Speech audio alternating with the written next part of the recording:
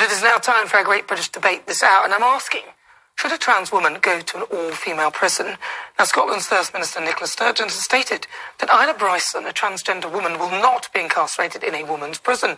Now, Bryson has been found guilty of raping 2 women, one in 2016 and another in 2019. And at this time, she did not identify as a trans woman and went by the name of Adam Graham. Now, following the initial conviction, Bryson was remanded to Corton Vale, a female prison. But after mounting pressure from Westminster Parliament, the British government and feminists who are concerned with the possible implications of trans women in all female prisons and the SNP's wider gender recognition reform bill, Nicola Sturgeon made a U-turn on the decision. So is identity politics getting in the way of justice? For the great British debate this hour, I'm asking, should a trans woman go to an all-female prison? I'm joined now by family lawyer Sarah Phillimore, and also joined by Robin Moira-White, who's a trans discrimination barrister that identifies as a woman. Thank you so much, both of you, for joining me. It's really good to talk to you. So I'm going to start with you, Robin. Thank you very much for coming on. I appreciate you coming through, because I saw you on the other show and I thought, she's got to come on my programme. Pleased to be here. What are your thoughts on the story itself, and where do you sit with it? Yeah, can I first say that I completely support the decision that the Scottish Prison Service have made in respect of Bryson Gardner, however we want to refer to them. Yeah. And I'm going to use them, they, them pronouns for Bryson Gardner, because I think, in fact, there was some reporting this afternoon from their wife that says that their identification is not genuine. So, I mean, we don't sit here and have the full facts that the SPS have, the Scottish Prison Service have. But if that person is such a danger and has such little commitment to their affirmed gender, then I completely agree with the decision that the Scottish Prison Service have come to on the little material that we have available to ourselves. But I asked your studio manager to find a picture of a lady called Vicky Thompson from 2015. I don't know if that can be put up for people to see. Did we find a picture of Vicky Thompson? We'll ask them to. Where that starts from is that back in 2015, 2016, there were 4 suicides. Yeah, there's Vicky Thompson. There were 4 suicides by trans women who were being held off male estate. Now, completely different end of the spectrum from the people that we've been talking about in the last 24 hours. Very sad story with Vicky. She was a troubled child. She'd identified as female from 7 or 8. And at 21, she found herself in Armley Prison because she'd breached bail conditions related to a shoplifting offence that she'd had. Found herself in a male prison, was subject to a series of nasty sexual assaults and rapes, and there was her and Latham the same year, and the following year there were Swift and Cope. And that's what prompted the prison service to move away from a very rigid, if you've got a GRC, you can be in the prison you want to be, and if you haven't, you can't, and move to a risk assessment basis. So, whilst I completely agree with the position that's been reached with Bryson, and I'm not actually sure it's a U-turn by Nicola Sturgeon. It's been characterised as such, but I don't actually think she'd ever said anything other than the SPS will decide. The position I adopt is that we have to come to an arrangement that copes with vulnerable people like Vicky Thompson. Yeah. Sarah? Yes, thank you for having me. Before I start, I also need to be clear about my use of pronouns, because I think if I'm invited specifically for a debate about sex and gender, I'm not going to anymore check myself. I'm going to use the pronoun I think is appropriate to the sex of the person I'm discussing, and I will call these men by their male names. Adam Graham is who we've just been discussing, but there's also Andrew Burns, now known as Tiffany Scott. And I'm very interested in Robin's proposal to use they, them pronouns, because their commitment to their gender identity might not be sincere, because that really underscores exactly the problem, doesn't it? What is it about Adam Graham and Andrew Burns that means they're not women? Because we've been told for years, all you have to do is say, I'm a woman. I feel like a woman, whatever that means. I'll wear some lipstick and a skirt. I'm a woman.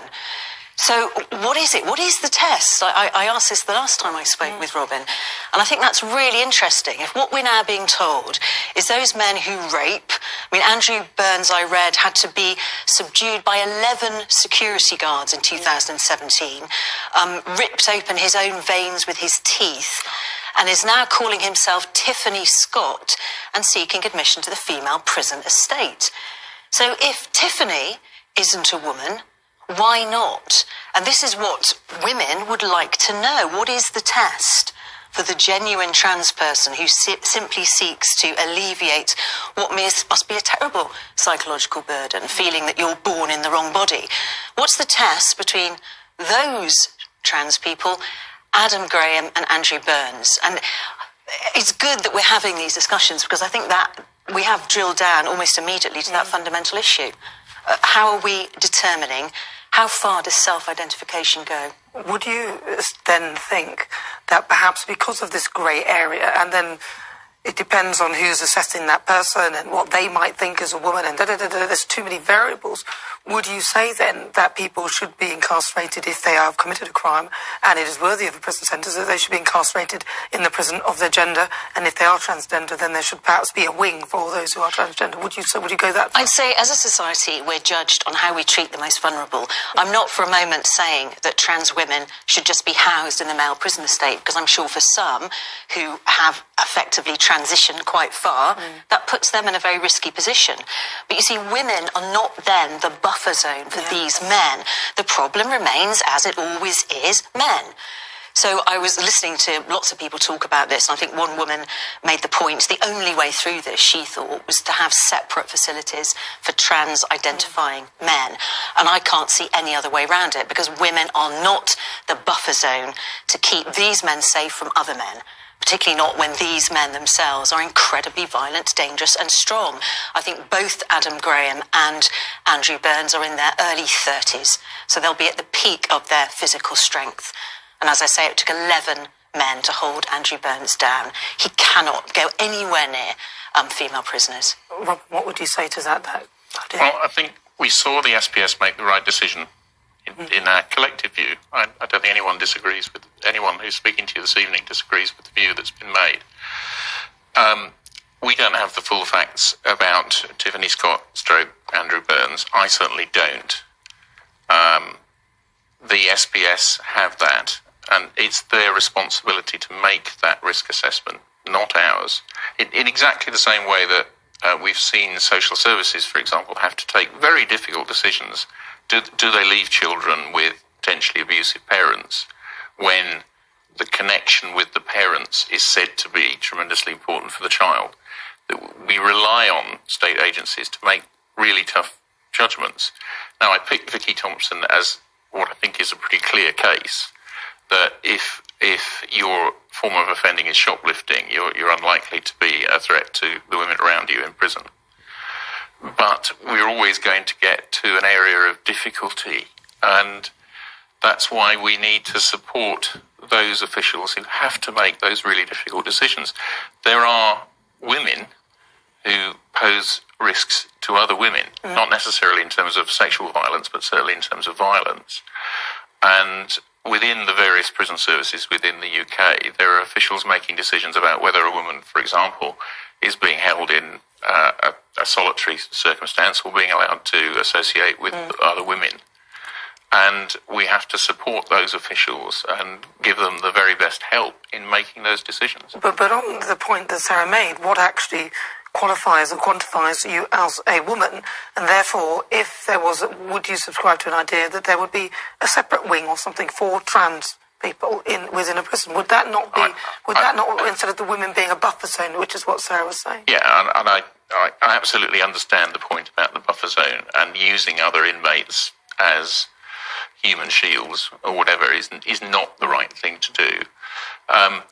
But the moment we take a little group and we separate them off from the rest of society, we've seen where that goes historically.